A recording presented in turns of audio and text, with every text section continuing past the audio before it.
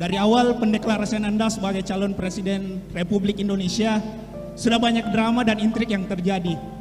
Misalnya saja pada 2017 lalu, Anda hadir sebagai antitesis dari incumbent waktu itu, yaitu Bapak Basuki Cahayapurnama dan Jarod Saiful Hidayat.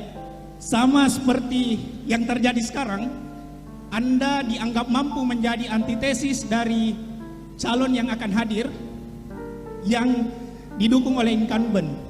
Pertanyaan saya yang pertama, Pak, sebagai antitesa, perubahan dan rencana apa yang Anda tawarkan untuk negara dan bangsa ke depannya, selain dari apa yang Anda kemukakan tadi? Kemudian yang kedua, tempo hari saya melihat Anda menekankan dan berpendapat mengenai keadilan sosial. Apa sebenarnya yang Anda coba tawarkan dengan kalimat tersebut? Dan mengapa tidak menekankan pada kemanusiaan yang adil dan beradab? Kalau boleh saya sampaikan, yang mau ditawarkan bukan antitesa, karena ini kita bukan dalam rangka antitesa kepada siapapun yang ada sebelumnya. Jadi kami melihat, cara pandang kami lihatnya begini, Pak. Indonesia merdeka tahun 45, tujuan dari kemerdekaan itu adalah menjadikan adil dan makmur. Tiap 5 tahun sekali kita berhenti menengok. Kalau di dalam pengembaraan Bapak Ibu sekalian, teman-teman kalau pernah ikut pencinta alam dalam perjalanan menuju sebuah titik, kayak gitu. Setiap 1 jam berhenti, buka kompas, melakukan kalibrasi, apakah rute jalannya masih benar atau harus dikoreksi. Tiap 1 jam kita berhenti. Perjalanan bangsa tiap 5 tahun kita berhenti menengok. Jadi yang kami sampaikan adalah bukan menjawab apa yang kemarin dikerjakan, tapi menjawab, memastikan bahwa kita ke depan bisa meraih adil dan makmur seperti yang dilakukan. Dan ketika dikerjakan, ada yang sifatnya sintesa, ada yang sifatnya antitesa. Tapi itu kesimpulan pengamat. Bagi kita arahnya tetap ke depan. Itu ya. Kemudian kenapa fokusnya pada keadilan sosial? Begini sebenarnya, tujuan kita merdeka pertama kali adalah untuk menghadirkan keadilan sosial. Itu tujuan pertamanya. Kenapa? Karena ketika kita di bawah kolonial nggak adil. Pemerintahnya Belanda, yang kaya negeri Belanda. Di sini juga di bawah mereka, tapi yang di sini nggak makmur, negeri Belandanya makmur. Nah kemudian kita memilih untuk menggulung kolonialisme itu, dan tugas kita menggelar kesejahteraan dan keadilan. Jadi tujuan ultimate-nya itu. Bahwa approval rating Presiden Jokowi diberitakan oleh LSI telah mencapai 90%. Ini kabar gembira, tidak banyak pemimpin yang bisa mencapai itu, apalagi sekarang dunia sedang dilanda ketidakpastian dan juga rasa tidak suka pada para pemimpinnya. Era sosial media telah melahirkan masyarakat yang sangat kritis pada pemimpinnya. Dan saya membaca hampir semua pemimpin dunia ini approval ratingnya di bawah 30%. Menarik sekali Presiden Indonesia mencapai 90%. Memang kalau kita lihat dari awal tahun hasil surveinya menunjukkan kenaikan terus menerus. Dari 70%, 80% dan akhirnya 90%. Mudah-mudahan pada saat pergantian presiden, karena saya yakin presiden masih mempunyai cadangan-cadangan amunisi untuk diledakkan dalam waktu dekat, yaitu peresmian sejumlah fasilitas infrastruktur publik yang akan sangat bermanfaat bagi kita. Nah ya, skakmat dari mahasiswa tadi ya, jawabannya muter-muter nggak jelas. Nah, berbicara mengenai keadilan sosial bagi seluruh rakyat Indonesia, saya rasa Pak Jokowi sudah memulai hal tersebut ya.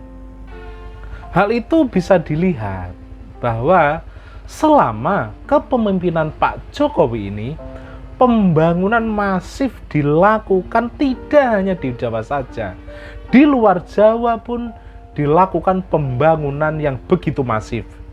Mulai dari bendungan, jalan, jalan tol, kereta api, bandara. Semua dilakukan di seluruh Indonesia. Dan ini tentunya Pak Jokowi telah melakukan keadilan sosial bagi seluruh rakyat Indonesia. Gitu loh.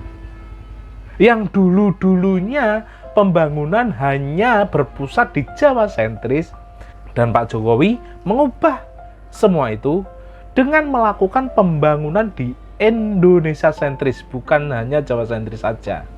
Dan terbukti akan kerja nyata Pak Jokowi tersebut, kepuasan publik, kepuasan rakyat Indonesia mencapai 90%. Dan ini Pak Jokowi menjadi satu-satunya pemimpin di dunia yang dipercayai rakyatnya sampai sebesar itu.